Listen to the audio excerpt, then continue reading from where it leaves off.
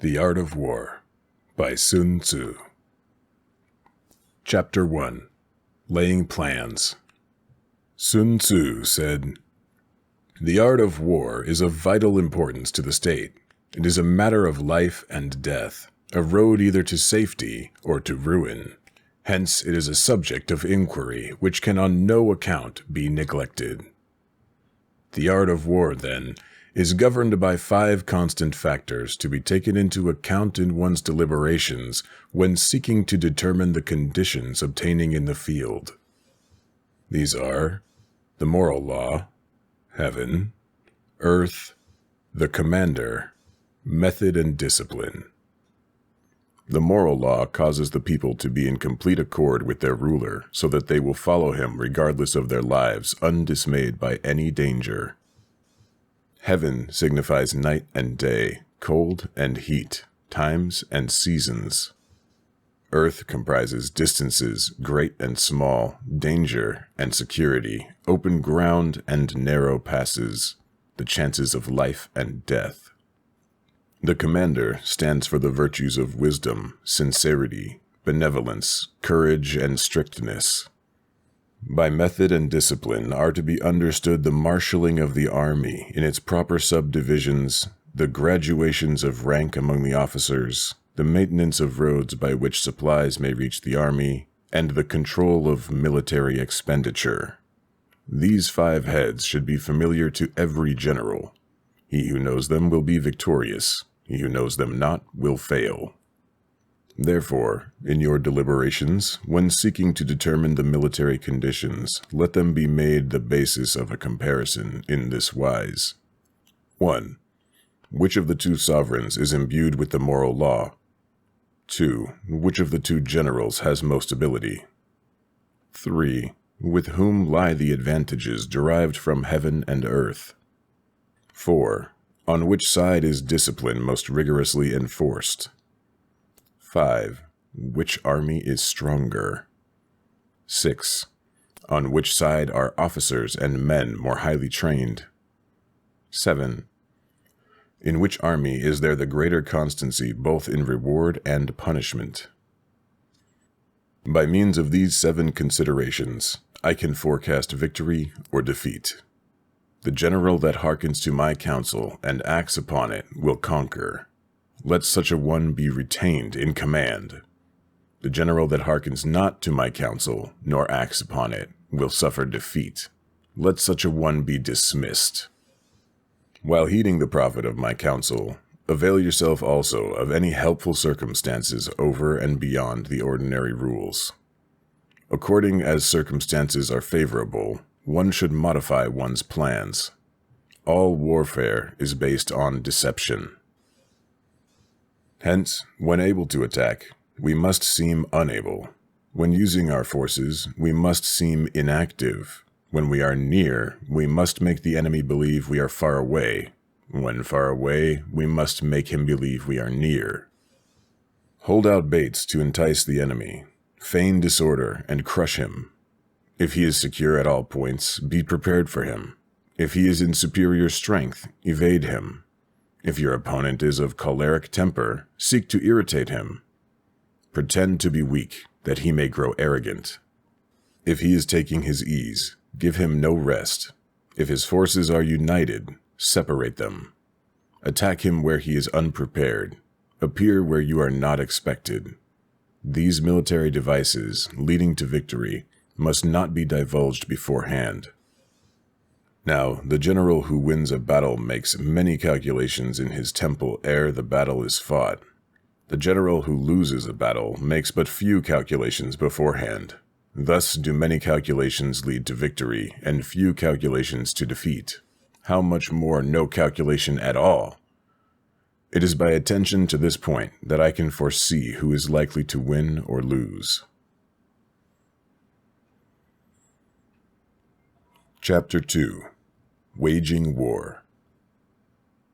Sun Tzu said, "In the operations of war, where there are in the field 1,000 swift chariots, as many heavy chariots, and 100,000 mail-clad soldiers, with provisions enough to carry them 1,000 li, The expenditure at home and at the front, including entertainment of guests, small items such as glue and paint, and sums spent on chariots and armor will reach the total of 1,000 ounces of silver per day. Such is the cost of raising an army of 100,000 men. When you engage in actual fighting, if victory is long in coming, then men's weapons will grow dull, and their ardor will be damped. If you lay siege to a town, you will exhaust your strength. Again, if the campaign is protracted, the resources of the state will not be equal to the strain. Now, when your weapons are dulled, your ardor damped, your strength exhausted, and your treasure spent, other chieftains will spring up to take advantage of your extremity. Then no man, however wise, will be able to avert the consequences that must ensue. Thus, though we have heard of stupid haste in a war, cleverness has never been seen associated with long delays. There is no instance of a country having benefited from prolonged warfare. It is only one who is thoroughly acquainted with the evils of war that can thoroughly understand the profitable way of carrying it on. The skillful soldier does not raise a second levy, neither are his supply wagons loaded more than twice. Bring war material with you from home, but forage on the enemy.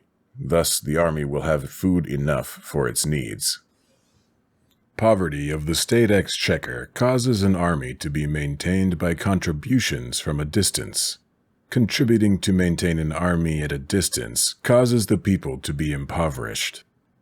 On the other hand, the proximity of an army causes prices to go up, and high prices cause the people's substance to be drained away. When their substance is drained away, the peasantry will be afflicted by heavy exactions. With this loss of substance and exhaustion of strength, the homes of the people will be stripped bare, and 3/10 of their income will be dissipated, while government expenses for broken chariots, worn-out horses, breastplates and helmets, bows and arrows, spears and shields, protective mantles, draught oxen, and heavy wagons will amount to 4/10 of its total revenue. Hence, a wise general makes a point of foraging on the enemy. 1 cartload of the enemy's provisions is equivalent to 20 of one's own, and likewise a single pickle of his provender is equivalent to 20 from one's own store. Now, in order to kill the enemy, our men must be roused to anger. That there may be advantage from defeating the enemy, they must have their rewards. Therefore, in chariot fighting, when 10 or more chariots have been taken, those should be rewarded who took the first. Our own flags should be substituted for those of the enemy, and the chariots mingled and used in conjunction with ours. The captured soldiers should be kindly treated and kept. This is called using the conquered foe to augment one's own strength. In war, then, let your great object be victory, not lengthy campaigns. Thus it may be known that the leader of armies is the arbiter of the people's fate, the man on whom it depends whether the nation shall be in peace or in peril. Chapter 3. Attack by Stratagem. Sun Tzu said, "In the practical art of war, the best thing of all is to take the enemy's country whole and intact. To shatter and destroy it is not so good. So, too, it is better to capture an army entire than to destroy it, to capture a regiment, a detachment, or a company entire than to destroy them." Hence, to fight and conquer in all your battles is not supreme excellence. Supreme excellence consists in breaking the enemy's resistance without fighting. Thus, the highest form of generalship is to balk the enemy's plans. The next best is to prevent the junction of the enemy's forces. The next in order is to attack the enemy's army in the field. And the worst policy of all is to besiege walled cities. The rule is not to besiege walled cities if it can possibly be avoided. The preparation of mantlets, movable shelters, and various implements of war will take up 3 whole months, and the piling up of mounds over against the wall will take 3 months more. The general, unable to control his irritation, will launch his men to the assault like swarming ants, with the result that 1/3 of his men are slain, while the town still remains untaken. Such are the disastrous effects of a siege. Therefore, the skillful leader subdues the enemy troops without any fighting. He captures their cities without laying siege to them. He overthrows their kingdom without lengthy operations in the field. With his forces intact, he will dispute the mastery of the empire, and thus, without losing a man, his triumph will be complete. This is the method of attacking by stratagem. It is the rule in war, if our forces are 10 to the enemy's 1, to surround him, if 5 to 1, to attack him, if twice as numerous, to divide our army into 2. If equally matched, we can offer battle. If slightly inferior in numbers, we can avoid the enemy. If quite unequal in every way, we can flee from him. Hence, though an obstinate fight may be made by small force, in the end, it must be captured by the larger force. Now the general is the bulwark of the state. If the bulwark is complete at all points, the state will be strong. If the bulwark is defective, the state will be weak.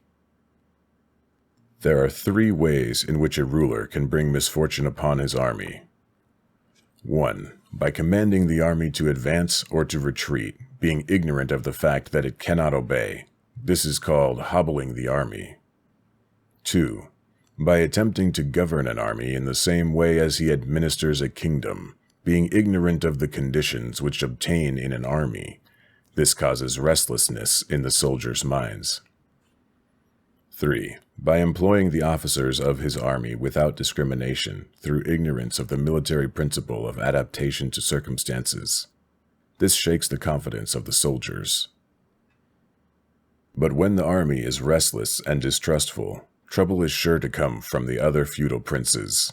This is simply bringing anarchy into the army and flinging victory away. Thus, we may know that there are 5 essentials for victory. 1. He will win who knows when to fight and when not to fight. 2. He will win who knows how to handle both superior and inferior forces. 3. He will win whose army is animated by the same spirit throughout all its ranks. 4. He will win who prepared himself, waits to take the enemy unprepared. 5. He will win who has military capacity and is not interfered with by the sovereign. Victory lies in the knowledge of these 5 points. Hence the saying, if you know the enemy and know yourself, you need not fear the result of 100 battles. If you know yourself, but not the enemy, for every victory gained, you will also suffer a defeat. If you know neither the enemy nor yourself, you will succumb in every battle. Chapter 4. Tactical Dispositions. Sun Tzu said, "The good fighters of old first put themselves beyond the possibility of defeat and then waited for an opportunity of defeating the enemy." To secure ourselves against defeat lies in our own hands, but the opportunity of defeating the enemy is provided by the enemy himself. Thus, the good fighter is able to secure himself against defeat, but cannot make certain of defeating the enemy. Hence the saying, one may know how to conquer without being able to do it. Security against defeat implies defensive tactics. Ability to defeat the enemy means taking the offensive. Standing on the defensive indicates insufficient strength. Attacking, a superabundance of strength. The general who is skilled in defense hides in the most secret recesses of the earth. He who is skilled in attack flashes forth from the topmost heights of heaven. Thus, on the one hand, we have ability to protect ourselves. On the other, a victory that is complete. To see victory only when it is within the ken of the common herd is not the acme of excellence. Neither is it the acme of excellence if you fight and conquer and the whole empire says, "Well done." To lift an autumn hair is no sign of great strength. To see the sun and moon is no sign of sharp sight. To hear the noise of thunder is no sign of a quick ear.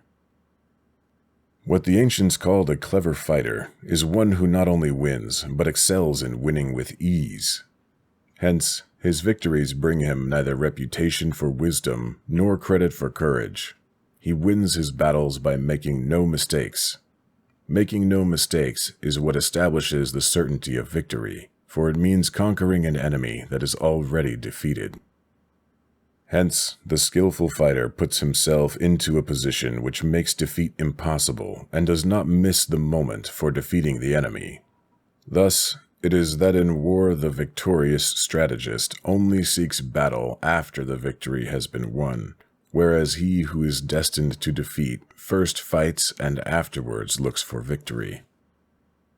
The consummate leader cultivates the moral law and strictly adheres to method and discipline. Thus, it is in his power to control success.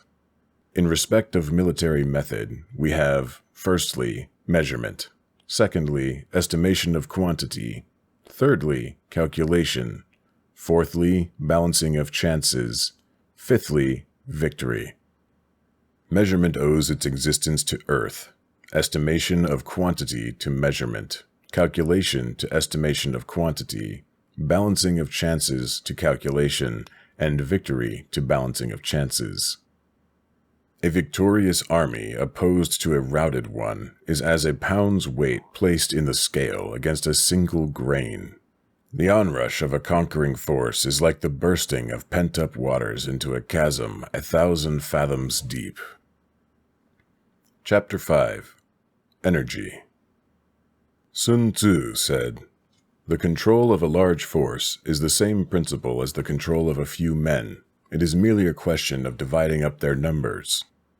Fighting with a large army under your command is no wise different from fighting with a small one.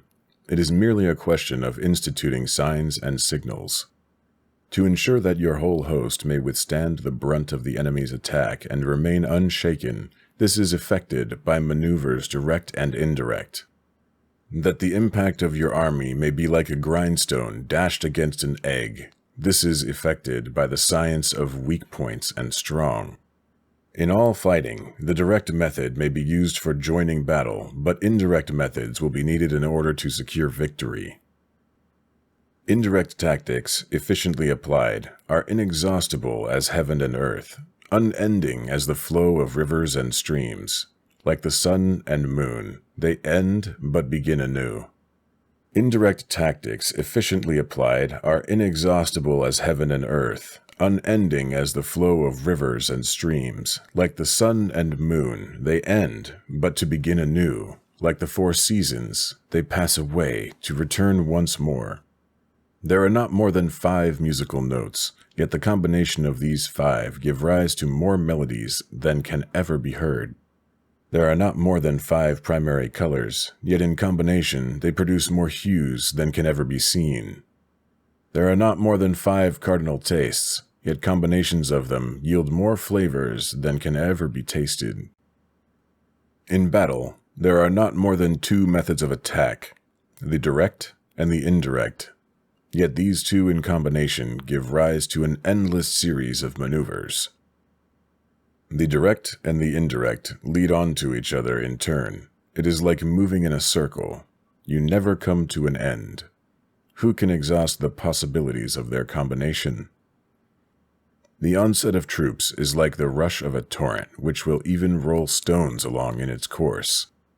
The quality of decision is like the well-timed swoop of a falcon, which enables it to strike and destroy its victim. Therefore, the good fighter will be terrible in his onset and prompt in his decision. Energy may be likened to the bending of a crossbow, decision to the releasing of a trigger. Amid the turmoil and tumult of battle, there may be seeming disorder, and yet no real disorder at all. Amid confusion and chaos, your array may be without head or tail, yet it will be proof against defeat. Simulated disorder postulates perfect discipline. Simulated fear postulates courage. Simulated weakness postulates strength. Hiding order beneath the cloak of disorder is simply a question of subdivision. Concealing courage under a show of timidity presupposes a fund of latent energy. Masking strength with weakness is to be effected by tactical dispositions.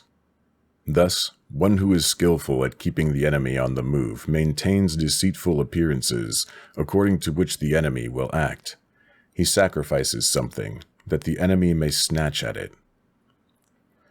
By holding out baits, he keeps him on the march. Then, with a body of picked men, he lies in wait for him. The clever combatant looks to the effect of combined energy and does not require too much from individuals, hence his ability to pick out the right men and utilize combined energy. When he utilizes combined energy, his fighting men become as it were like unto rolling logs or stones, for it is the nature of a log or stone to remain motionless on level ground and to move when on a slope. If four-cornered, to come to a standstill, but if round-shaped, to go rolling down. Thus, the energy developed by good fighting men is as the momentum of a round stone rolled down a mountain thousands of feet in height, so much on the subject of energy. Chapter 6. Weak Points and Strong. Sun Tzu said, "Whoever is first in the field and awaits the coming of the enemy will be fresh for the fight. Whoever is second in the field and has to hasten to battle will arrive exhausted." Therefore, the clever combatant imposes his will on the enemy, but does not allow the enemy's will to be imposed on him. By holding out advantages to him, he can cause the enemy to approach of his own accord, or, by inflicting damage, he can make it impossible for the enemy to draw near. If the enemy is taking his ease, he can harass him. If well supplied with food, he can starve him out. If quietly encamped, he can force him to move. Appear at points which the enemy must hasten to defend. March swiftly to places where you are not expected. An army may march great distances without distress if it marches through country where the enemy is not.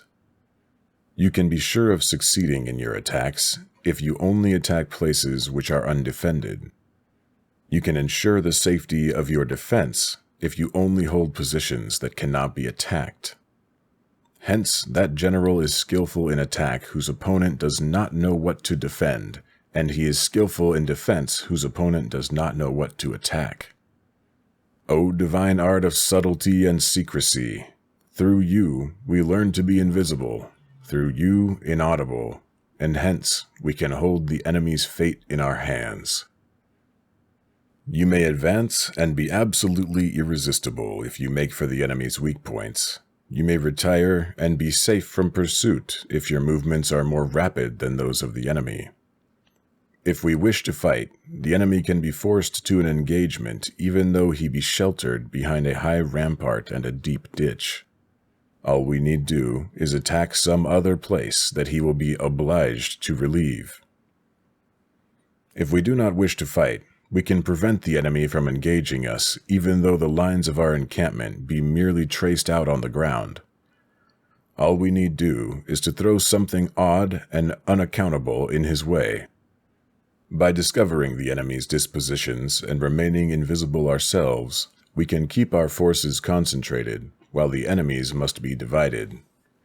We can form a single united body, while the enemy must split up into fractions. Hence, there will be a whole pitted against separate parts of a whole, which means that we shall be many to the enemy's few.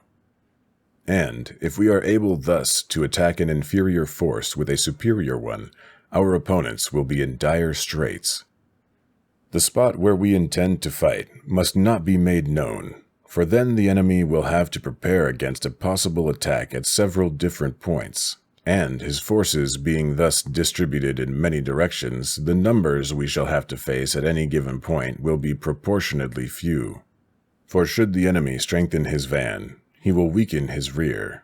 Should he strengthen his rear, he will weaken his van. Should he strengthen his left, he will weaken his right. Should he strengthen his right, he will weaken his left. If he sends reinforcements everywhere, he will everywhere be weak. Numerical weakness comes from having to prepare against possible attacks. numerical strength, from compelling our adversary to make these preparations against us.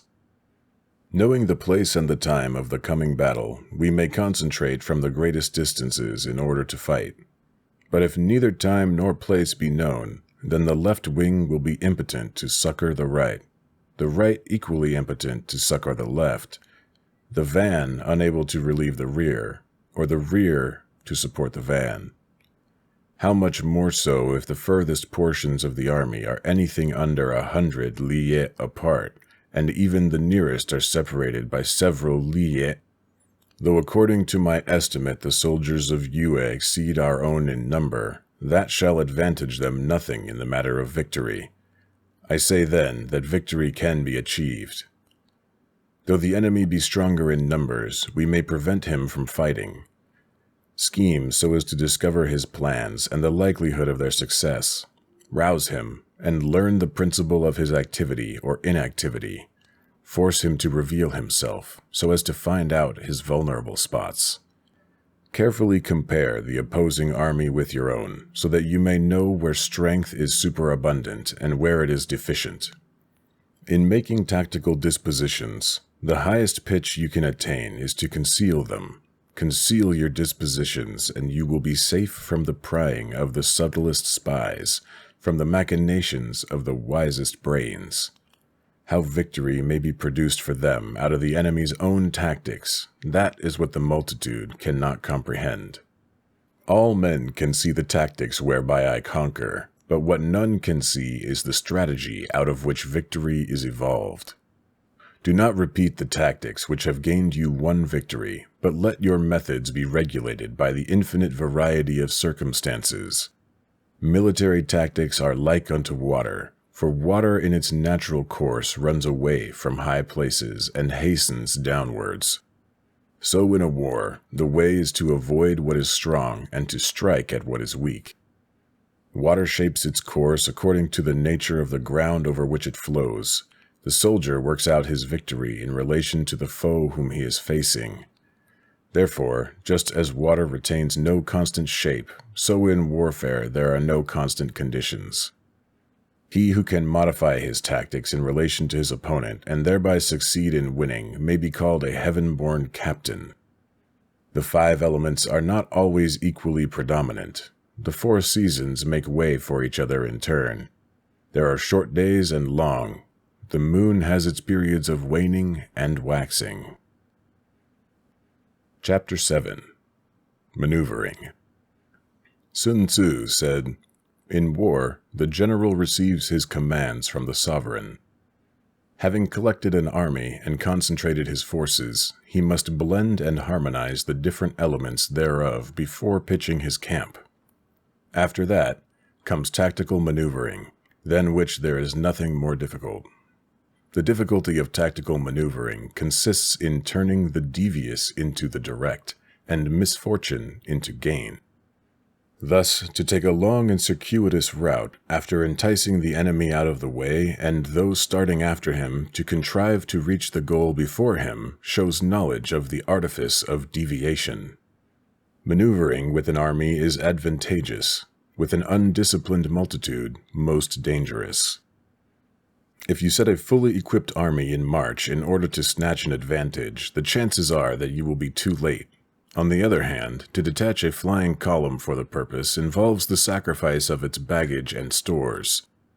Thus, if you order your men to roll up their buff coats and make forced marches without halting day or night, covering double the usual distance at a stretch, doing 100 lieues in order to wrest an advantage, the leaders of all your 3 divisions will fall into the hands of the enemy.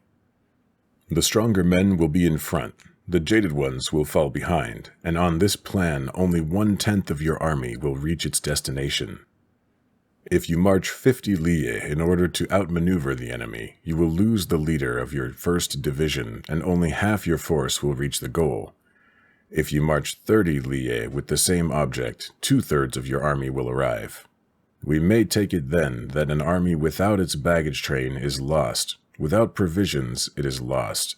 Without bases of supply, it is lost."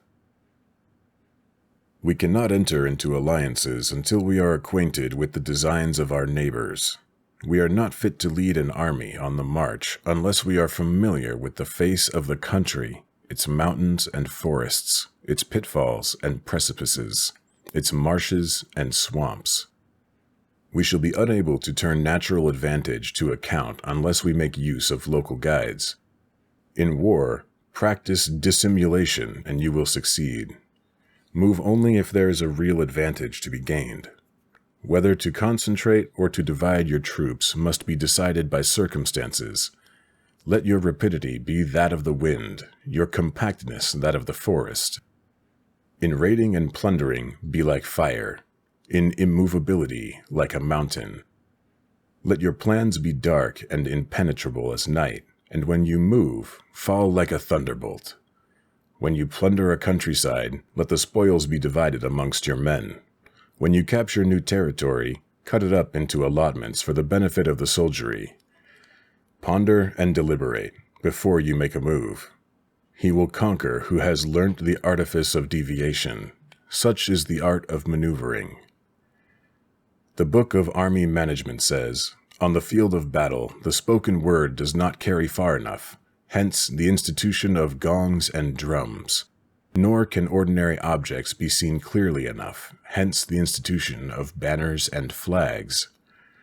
Gongs and drums, banners and flags are means whereby the ears and eyes of the host may be focused on one particular point. The host thus forming a single united body, is it impossible either for the brave to advance alone or for the cowardly to retreat alone. This is the art of handling large masses of men. In night fighting, then, make much use of signal fires and drums, and in fighting by day of flags and banners as a means of influencing the ears and eyes of your army. A whole army may be robbed of its spirit. A commander-in-chief may be robbed of his presence of mind. Now a soldier's spirit is keenest in the morning. By noonday it has begun to flag, and in the evening his mind is bent only on returning to camp. A clever general, therefore, avoids an army when its spirit is keen, but attacks it when it is sluggish and inclined to return. This is the art of studying moods. Disciplined and calm to await the appearance of disorder and hubbub amongst the enemy, this is the art of retaining self-possession.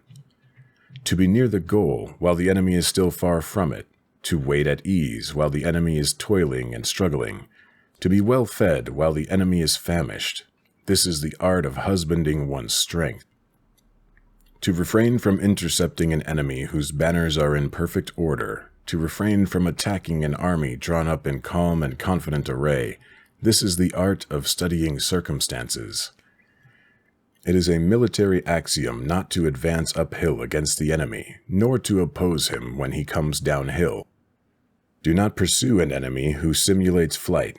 Do not attack soldiers whose temper is keen. Do not swallow bait offered by the enemy. Do not interfere with an army that is returning home. When you surround an army, leave an outlet free. Do not press a desperate foe too hard. Such is the art of warfare. Chapter 8. Variation of Tactics. Sun Tzu said, "In war, the general receives his commands from the sovereign, collects his army, and concentrates his forces. When in difficult country, do not encamp. In country where high roads intersect, join hands with your allies. Do not linger in dangerously isolated positions. In hemmed-in situations, you must resort to stratagem. In a desperate position, you must fight. There are roads which must not be followed, armies which must not be attacked, towns which must not be besieged, positions which must not be contested, commands of the sovereign which must not be obeyed. The general who thoroughly understands the advantages that accompany variation of tactics knows how to handle his troops. The general who does not understand these may be well acquainted with the configuration of the country, yet he will not be able to turn his knowledge to practical account.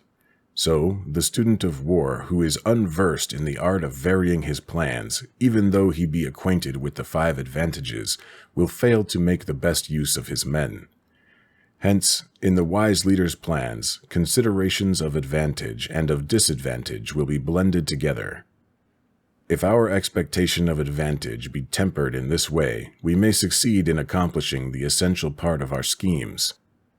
If, on the other hand, in the midst of difficulties, we are always ready to seize an advantage, we may extricate ourselves from misfortune. Reduce the hostile chiefs by inflicting damage on them, and make trouble for them, and keep them constantly engaged. Hold out specious allurements, and make them rush to any given point. The art of war teaches us to rely not on the likelihood of the enemy's not coming, but on our own readiness to receive them. Not on the chance of his not attacking, but rather on the fact that we have made our position unassailable. There are 5 dangerous faults which may affect a general. 1. Recklessness, which leads to destruction. 2. Cowardice, which leads to capture. 3. A hasty temper, which can be provoked by insults. 4. A delicacy of honor, which is sensitive to shame. 5. Over-solicitude for his men, which exposes him to worry and trouble. These are the 5 besetting signs of a general, ruinous to the conduct of war. When an army is overthrown and its leader slain, the cause will surely be found among these 5 dangerous faults. Let them be a subject of meditation. Chapter 9. The Army on the March. Sun Tzu said, "We come now to the question of encamping the army and observing signs of the enemy. Pass quickly over mountains and keep in the neighborhood of valleys. Camp in high places, facing the sun. Do not climb heights in order to fight. So much for mountain warfare. After crossing a river, you should get far away from it. When an invading force crosses a river in its onward march, do not advance to meet it in midstream. It will be best to let half the army get across and then deliver your attack. If you are anxious to fight, you should not go to meet the invader near a river which he has to cross. Moor your craft higher up than the enemy and facing the sun. Do not move upstream to meet the enemy. So much for river warfare. In crossing salt marshes, your sole concern should be to get over them quickly, without any delay. If forced to fight in a salt marsh, you should have water and grass near you and get your back to a clump of trees. So much for operations in salt marshes. In dry, level country, take up an easily accessible position with rising ground to your right and on your rear so that the danger may be in front and safety lie behind. So much for campaigning in flat country. These are the 4 useful branches of military knowledge which enabled the Yellow Emperor to vanquish 4 several sovereigns. All armies prefer high ground to low, and sunny places to dark. If you are careful of your men and camp on hard ground, the army will be free from disease of every kind, and this will spell victory. When you come to a hill or a bank, occupy the sunny side with the slope on your right rear. Thus you will at once act for the benefit of your soldiers and utilize the natural advantages of the ground. When in consequence of heavy rains up country, a river which you wish to ford is swollen and flecked with foam, you must wait until it subsides. Country in which there are precipitous cliffs with torrents running between, deep natural hollows, confined places, tangled thickets, quagmires and crevasses should be left with all possible speed and not approached. While we keep away from such places, we should get the enemy to approach them. While we face them, we should let the enemy have them on his rear. If in the neighborhood of your camp there should be any hilly country, ponds surrounded by aquatic grass, hollow basins filled with reeds, or woods with thick undergrowth, they must be carefully routed out and searched, for these are places where men in ambush or insidious spies are likely to be lurking. When the enemy is close at hand and remains quiet, he is relying on the natural strength of his position. When he keeps aloof and tries to provoke a battle, he is anxious for the other side to advance. If his place of encampment is easy of access, he is tendering a bait. Movement amongst the trees of a forest shows that the enemy is advancing. The appearance of a number of screens in the midst of thick grass means that the enemy wants to make us suspicious. The rising of birds in their flight is the sign of an ambuscade. Startled beasts indicate that a sudden attack is coming. When there is dust rising in a high column, it is the sign of chariots advancing. When the dust is low but spread over a wide area, it betokens the approach of infantry. When it branches out in different directions, it shows that parties have been sent to collect firewood.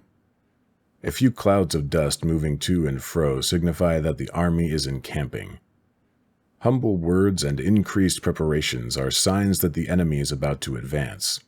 Violent language and driving forward as if to the attack are signs that he will retreat. When the light chariots come out first and take up a position on the wings, it is a sign that the enemy is forming for battle. Peace proposals unaccompanied by a sworn covenant indicate a plot. When there is much running about and the soldiers fall into rank, it means that the critical moment has come. When some are seen advancing and some retreating, it is a lure. When the soldiers stand leaning on their spears, they are faint from want of food. If those who are sent to draw water begin by drinking themselves, the army is suffering from thirst. If the enemy sees an advantage to be gained and makes no effort to secure it, the soldiers are exhausted. If birds gather on any spot, it is unoccupied. Clamor by night betokens nervousness. Chapter 10. Terrain. Sun Tzu said, "We may distinguish 6 kinds of terrain to wit: accessible ground, entangling ground, temporizing ground, narrow passes, precipitous heights, positions at a great distance from the enemy. Ground which can be freely traversed by both sides is called accessible. With regard to ground of this nature, be before the enemy in occupying the raised and sunny spots, and carefully guard your line of supplies. Then you will be able to fight with advantage.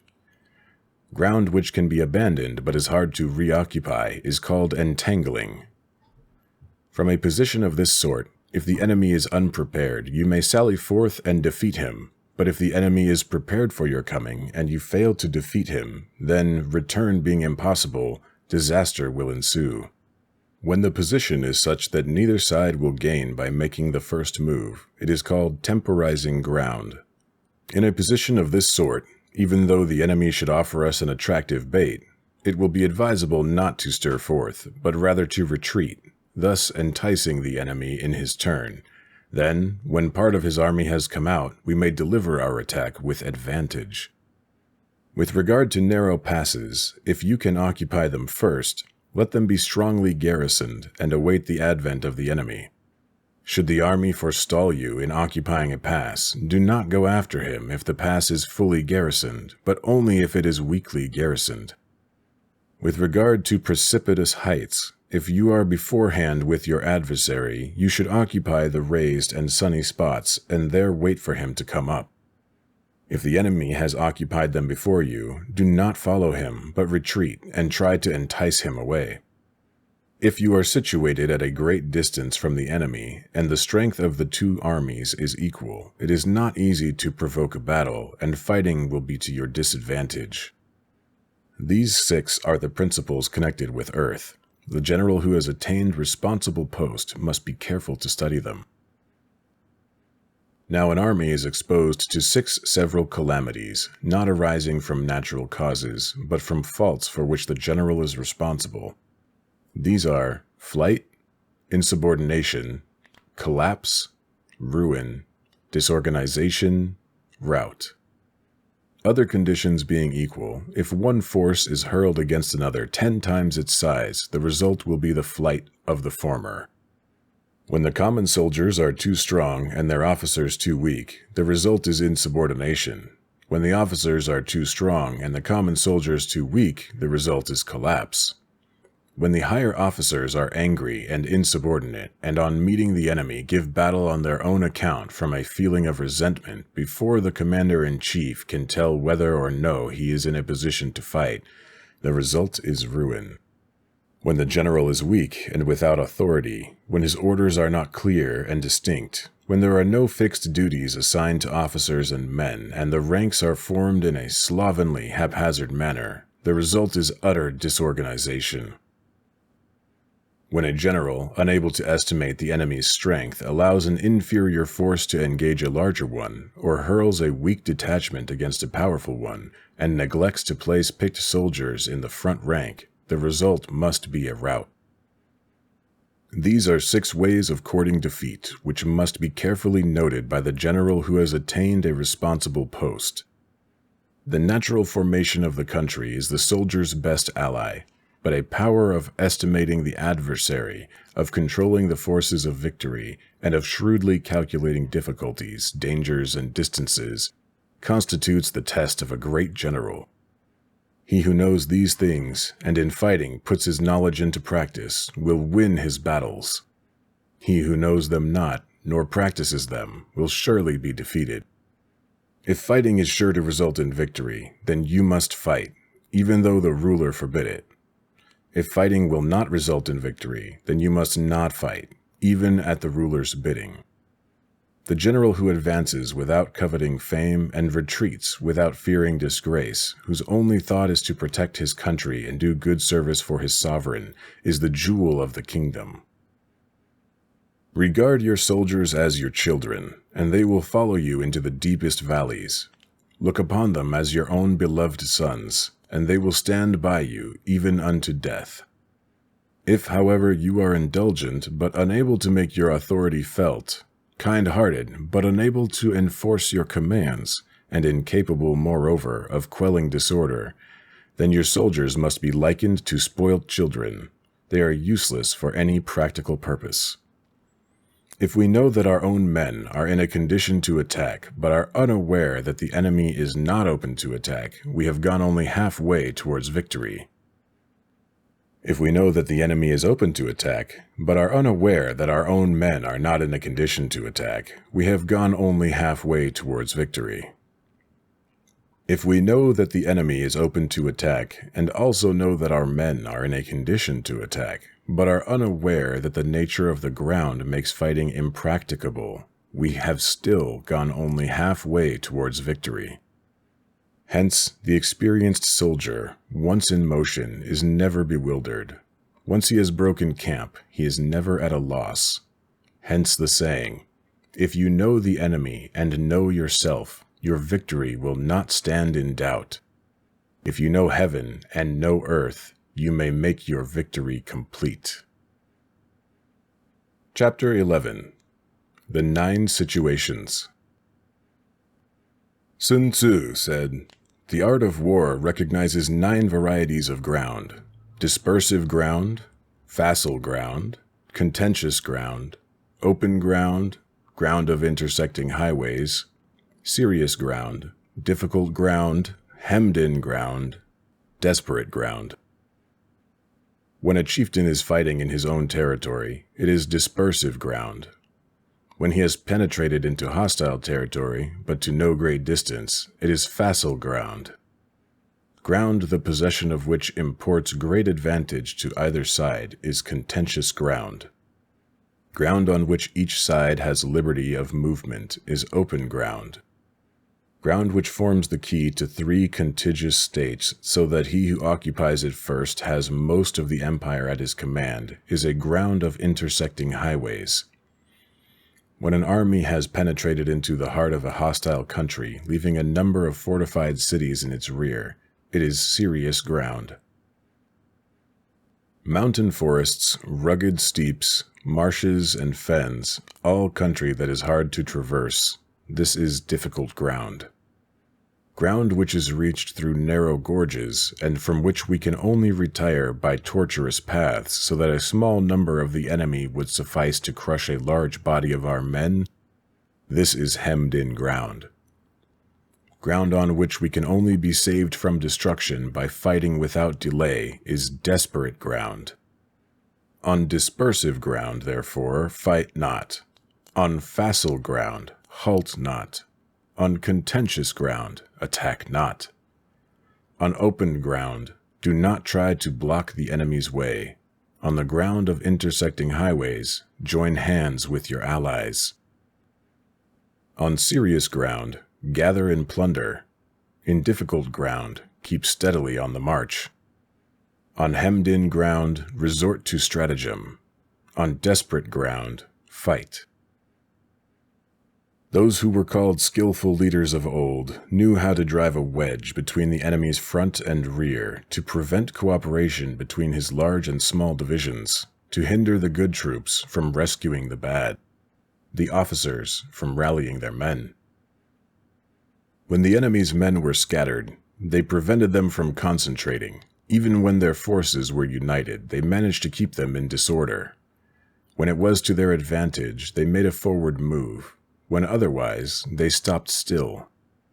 If asked how to cope with a great host of the enemy in orderly array and on the point of marching to the attack, I should say, begin by seizing something which your opponent holds dear. Then he will be amenable to your will.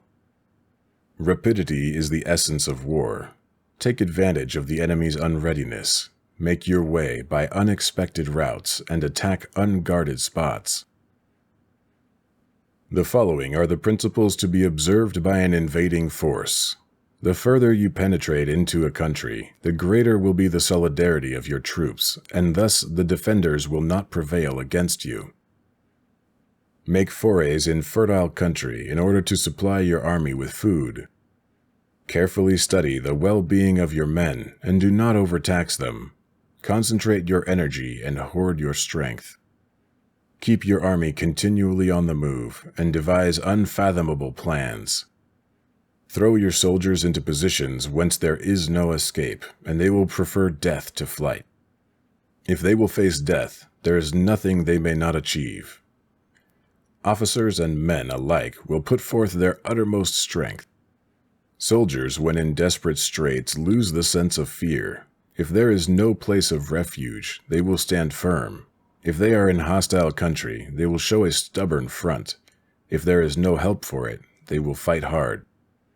Thus, without waiting to be marshaled, the soldiers will be constantly on the qui-vive. Without waiting to be asked, they will do your will.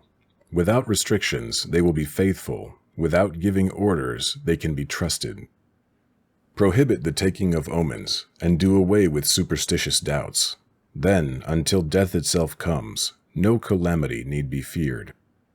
If our soldiers are not overburdened with money, it is not because they have a distaste for riches.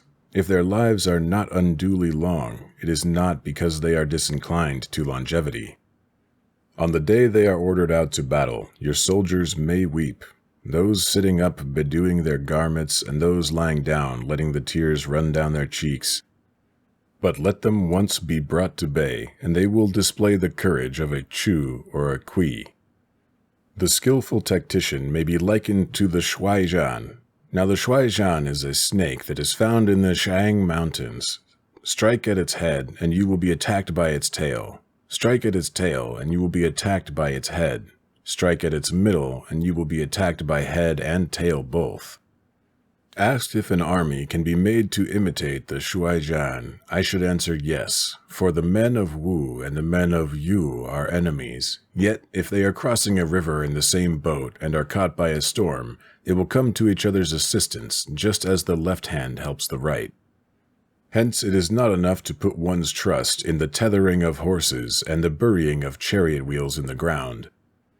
The principle on which to manage an army is to set up one standard of courage which all must reach. How to make the best of both strong and weak, that is a question involving the proper use of ground. Thus, the skillful general conducts his army just as though he were leading a single man, willy-nilly by the hand. It is the business of a general to be quiet and thus ensure secrecy, upright and just, and thus maintain order. He must be able to mystify his officers and men by false reports and appearances, and thus keep them in total ignorance. By altering his arrangements and changing his plans, he keeps the enemy without definite knowledge. By shifting his camp and taking circuitous routes, he prevents the enemy from anticipating his purpose. At the critical moment, the leader of an army acts like one who has climbed up a height and then kicks away the ladder behind him. He carries his men deep into hostile territory before he shows his hand. He burns his boats and breaks his cooking pots. Like a shepherd driving a flock of sheep, he drives his men this way and that, and none knows whither he is going. To muster his host and bring it into danger, this may be termed the business of the general. The different measures suited to the 9 varieties of ground, the expediency of aggressive or defensive tactics, and the fundamental laws of human nature, these are things that must most certainly be studied. When invading hostile territory, the general principle is that penetrating deeply brings cohesion. Penetrating but a short way means dispersion. When you leave your own country behind and take your army across neighborhood territory, you find yourself on critical ground. When there are means of communication on all 4 sides, the ground is one of intersecting highways. When you penetrate deeply into a country, it is serious ground. When you penetrate but a little way, it is facile ground. When you have the enemy's strongholds on your rear and narrow passes in front, it is hemmed-in ground. When there is no place of refuge at all, it is desperate ground. Therefore, on dispersive ground, I would inspire my men with unity of purpose. On facile ground, I would see that there is close connection between all parts of my army. On contentious ground, I would hurry up my rear. On open ground, I would keep a vigilant eye on my defenses. On ground of intersecting highways, I would consolidate my alliances. On serious ground, I would try to ensure a continuous stream of supplies. On difficult ground, I would keep pushing on along the road. On hemmed-in ground, I would block any way of retreat. On desperate ground, I would proclaim to my soldiers the hopelessness of saving their lives. For it is the soldier's disposition to offer an obstinate resistance when surrounded, to fight hard when he cannot help himself, and to obey promptly when he has fallen into danger. We cannot enter into alliance with neighboring princes until we are acquainted with their designs. We are not fit to lead an army on the march unless we are familiar with the face of the country, its mountains and forests, its pitfalls and precipices, its marshes and swamps. We shall be unable to turn natural advantages to account unless we make use of local guides. To be ignorant of any one of the following 4 or 5 principles does not befit a warlike prince. When a warlike prince attacks a powerful state, his generalship shows itself in preventing the concentration of the enemy's forces. He overawes his opponents, and their allies are prevented from joining against him. Hence, he does not strive to ally himself with all and sundry, nor does he foster the power of other states. He carries out his own secret designs, keeping his antagonists in awe. Thus, he is able to capture their cities and overthrow their kingdoms. Bestow rewards without regard to rule. Issue orders without regard to previous arrangements, and you will be able to handle a whole army as though you had to do with but a single man. Confront your soldiers with the deed itself. Never let them know your design. When the outlook is bright, bring it before their eyes, but tell them nothing when the situation is gloomy. Place your army in deadly peril, and it will survive. Plunge it into desperate straits, and it will come off in safety. For it is precisely when a force has fallen into harm's way that is capable of striking a blow for victory. Success in warfare is gained by carefully accommodating ourselves to the enemy's purpose. By persistently hanging on the enemy's flank, we shall succeed in the long run, in killing the commander-in-chief. This is called ability to accomplish a thing by sheer cunning. On the day that you take up your command, block the frontier passes, destroy the official tallies, and stop the passage of all emissaries. Be stern in the council chamber so that you may control the situation. If the enemy leaves a door open, you must rush in. Forestall your opponents by seizing what he holds dear and subtly contrive to time his arrival on the ground. Walk in the path defined by rule and accommodate yourself to the enemy until you can fight a decisive battle. At first, then, exhibit the coyness of a maiden until the enemy gives you an opening. Afterwards, emulate the rapidity of a running hare, and it will be too late for the enemy to oppose you. Chapter 12. The Attack by Fire. Sun Tzu said, "There are 5 ways of attacking with fire. The first is to burn soldiers in their camp. The second is to burn stores. The third is to burn baggage trains. The fourth is to burn arsenals and magazines. The fifth is to hurl dropping fire amongst the enemy." In order to carry out an attack, we must have means available. The material for raising fire should always be kept in readiness. There is a proper season for making attacks with fire and special days for starting a conflagration. The proper season is when the weather is very dry. The special days are those when the moon is in the constellations of the sieve, the wall, the wing, or the crossbar, for those 4 are all days of rising wind. In attacking with fire, one should be prepared to meet 5 possible developments. 1. When fire breaks out inside the enemy's camp, respond at once with an attack from without. 2. If there is an outbreak of fire, but the enemy's soldiers remain quiet, bide your time and do not attack. 3. When the force of the flames has reached its height, follow it up with an attack if that is practicable. If not, stay where you are. 4. If it is possible to make an assault with fire from without, do not wait for it to break out within, but deliver your attack at a favorable moment. 5. When you start a fire, be to windward of it. Do not attack from the leeward. A wind that rises in the daytime lasts long, but a night breeze soon falls. In every army, the 5 developments connected with fire must be known, the movements of the stars calculated, and a watch kept for the proper days. Hence, for those who use fire as an aid to the attack show intelligence. Those who use water as an aid to the attack gain an accession of strength. By means of water, an enemy may be intercepted, but not robbed of all his belongings.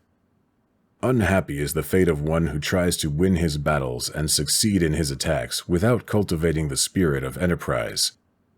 For the result is a waste of time and general stagnation. Hence the saying, "The enlightened ruler lays his plans well ahead. The good general cultivates his resources."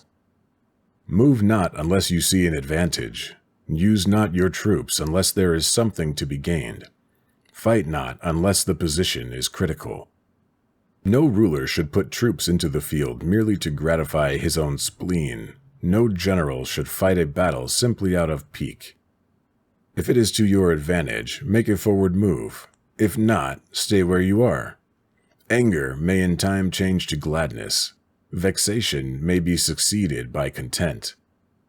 But a kingdom that has once been destroyed can never come again into being, nor can the dead ever be brought back to life. Hence, the enlightened ruler is heedful, and the good general full of caution. This is the way to keep a country at peace and an army intact. Chapter 13. The Use of Spies. Sun Tzu said, "Raising a host of 100,000 men and marching them great distances entails heavy loss on the people and a drain on the resources of the state. The daily expenditure will amount to 1,000 ounces of silver. There will be commotion at home and abroad, and men will drop down exhausted on the highways. As many as 700,000 families will be impeded in their labor. Hostile armies may face each other for years, striving for the victory which is decided in a single day. This being so, to remain in ignorance of the enemy's condition simply because one grudges the outlay of 100 ounces of silver in honors and emoluments is the height of inhumanity. One who acts thus is no leader of men, no present help to his sovereign, no master of victory. Thus, what enables the wise sovereign and the good general to strike and conquer and achieve things beyond the reach of ordinary men is foreknowledge. Now this foreknowledge cannot be elicited from spirits, it cannot be obtained inductively from experience, nor by any deductive calculation. Knowledge of the enemy's dispositions can only be obtained from other men. Hence the use of spies, of whom there are 5 classes: local spies, inward spies, converted spies, doomed spies, surviving spies. When these 5 kinds of spy are all at work, none can discover the secret system. This is called a divine manipulation of the threads. It is the sovereign's most precious faculty. Having local spies means employing the services of the inhabitants of a district. Having inward spies, making use of officials of the enemy. Having converted spies, getting a hold of the enemy's spies and using them for our own purposes. Having doomed spies, doing certain things openly for purposes of deception and allowing our spies to know of them and report them to the enemy. Surviving spies, finally, are those who bring back news from the enemy's camp. Hence, it is that which none in the whole army are more intimate relations to be maintained than with spies. None should be more liberally rewarded. In no other business should greater secrecy be preserved. Spies cannot be usefully employed without a certain intuitive sagacity. They cannot be properly managed without benevolence and straightforwardness. Spies cannot be usefully employed without a certain intuitive sagacity. They cannot be properly managed without benevolence and straightforwardness. Without subtle ingenuity of mind, one cannot make certain of the truth of their reports. Be subtle, and use your spies for every kind of business. If a secret piece of news is divulged by a spy before the time is ripe, he must be put to death together with the man to whom the secret was told. Whether the object be to crush an army, to storm a city, or to assassinate an individual, it is always necessary to begin by finding out the names of the attendants, the aides de camp, and doorkeeps and sentries of the general in command. Our spies must be commissioned to ascertain these. The enemy's spies who have come to spy on us must be sought out, tempted with bribes, led away, and comfortably housed. Thus they will become converted spies and available for our service. It is through the information brought by the converted spy that we are able to acquire and employ local and inward spies. It is owing to his information, again, that we can cause the doomed spy to carry false tidings to the enemy.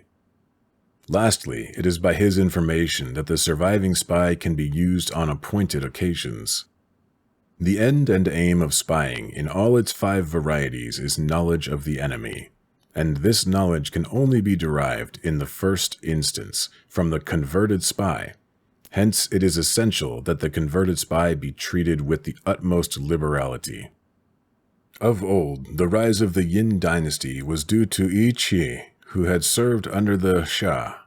Likewise, the rise of the Chou dynasty was due to Lu Ya, who had served under the Yin.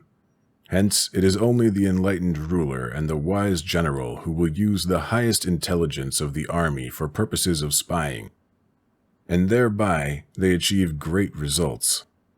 Spies are a most important element in war, because on them depends an army's ability to move.